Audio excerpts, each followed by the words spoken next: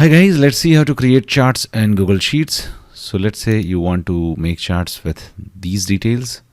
So just select all these columns and rows with which you want to create charts.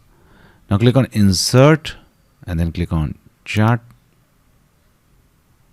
And here you can, just change the chart type.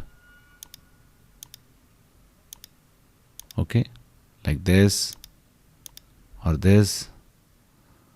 Okay, so in this way you can change the chart type. There are many chart types below also. There are line charts, smooth line chart. There is this combo chart, area chart. Okay, there is this column chart. There is this pie chart. Okay,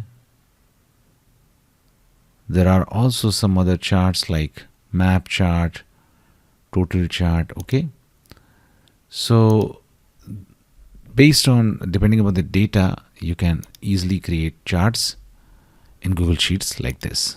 Okay, so this pie chart is showing that each of these members have how much amount of contribution. You can click on the data and you can format it also. Okay,